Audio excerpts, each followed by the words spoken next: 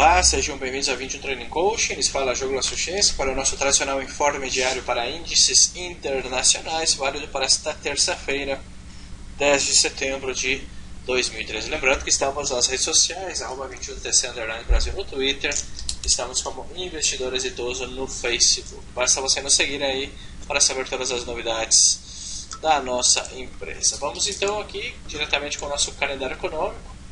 Temos uma terça-feira bastante tranquila, quase nada de fundamentais, de fato nenhuma notícia de alto impacto, apenas algumas notícias aí de mediano impacto, por exemplo, às 2h30 da manhã, horário de Brasília, temos dois dados aí para a China, produção industrial, notícia de médio impacto, vai trazer alguma volatilidade para os commodities, e na seção asiática e europeia não temos nada mais. E na seção americana temos aqui a notícia às 9h15 no Canadá, inícios de construção para casas, apenas esta notícia. E na seção asiática já condições de produção em escala no Japão, índice de preços corporativos também no Japão e percepção do consumidor para a Austrália, notícias aí de baixo impacto, bastante tranquila a sessão. Vamos começar então diretamente pelo Standard & Poor's, o S&P 500, Standard & Poor's que já caracterizando uma correção bastante interessante no semanal, não deixa de ser um fundo ascendente. Traçamos aqui uma terciária, veremos que acabou respeitando claramente essa diretriz com zona de suporte, tem toda a probabilidade aí de voltar a testar os 1.700 pontos. O problema é que antes temos aqui essa máxima dos 1.686 que deve trazer aí algum probleminha no semanal para esse Standard & Poor's. Porém, vemos que no diário acaba de romper esse primeiro pivô, está justamente agora atacando o segundo, uma vez que o rompa 1.680 pontos seriam a seguinte parada para esse Standard & Poor's. Então, o que faremos? Poderemos buscar operações intradia, inclusive em caso de que se forme e se execute uma possível P-Formation, aqui no marco de 4 horas você poderia buscar uma compra, stop loss abaixo da SMA, uns 5 pontos abaixo, quando rompa uns 2 pontos acima, buscar aí um 2%, buscar um 2-1, e seria aqui nesta resistência menor, praticamente a 2-1, 1.9 a 1, ajustando bem aí poderíamos chegar ao 2-1 neste Standard & Poor's. Essa seria uma das possibilidades a ser considerada. Seguimos com o Nasdaq. O Nasdaq muito mais adiantado, vemos que no semanal executando o Bullish Sandwich rompeu já essa resistência dos 3.151 pontos. Tem toda a pinta de que virá testar os 3.165 pontos. Está bastante próximo. Na verdade já testou, né? Já testou os 3.165 pontos, que são uma resistência de 1.999. Já no diário rompeu com toda a força um seguinte mínimo maior, poderíamos buscar alguma operação compradora, tendo em conta que o movimento já está começando a estender-se, está bastante sobrecomprado no diário esse Standard & Poor's. Eu particularmente gostaria de esperar uma correção para formar um pivôzinho de alta no diário e buscar uma compra neste Nasdaq intradia. Em 4 horas está bastante esticado, já movimento esticado em velas, sobrecomprado, esperaria no diário. Já o Dow Jones definitivamente é o mais lento e o mais debilitado. Os americanos respeitam o suporte, ainda que a correção tenha sido profunda, não deixa de ser um fundo ascendente.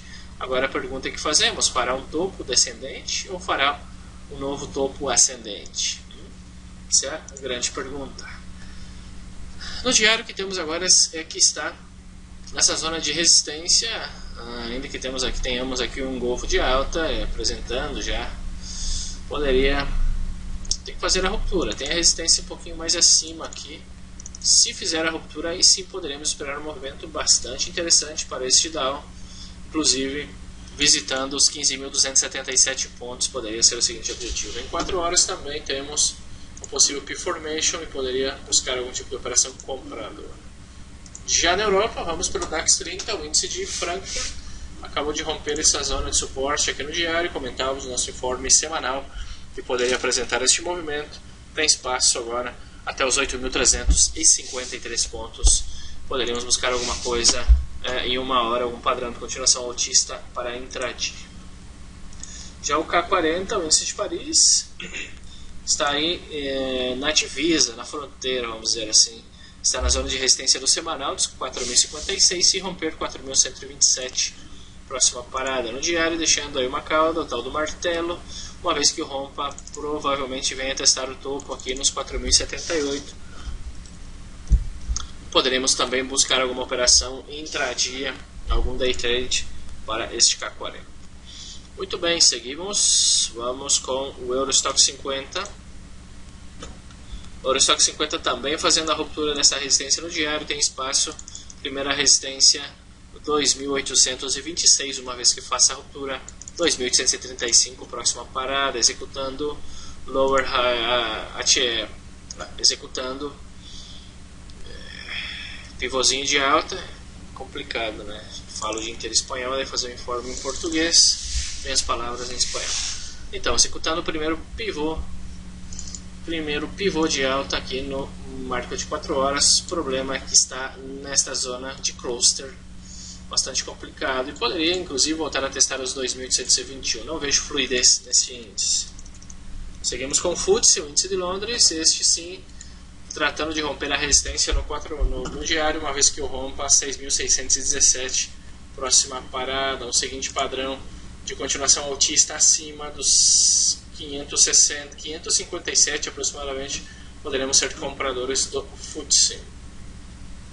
Já o índice australiano, por fim, acaba executando o mínimo maior, o pivôzinho de alta no diário, está em zona de resistência acima dos 2.208, compras até os 2.261 pontos. E finalizando com o índice de Tóquio. O índice de Tóquio, vemos que deixando uma cauda longa, tem que fazer a ruptura dessa região aqui, acima dos 14.524, eu buscaria uma compra até os 14.977, inclusive até os 15.000 pontos para este índice japonês. Muito bem, os índices americanos me chamam muita atenção o Standard & Poor's.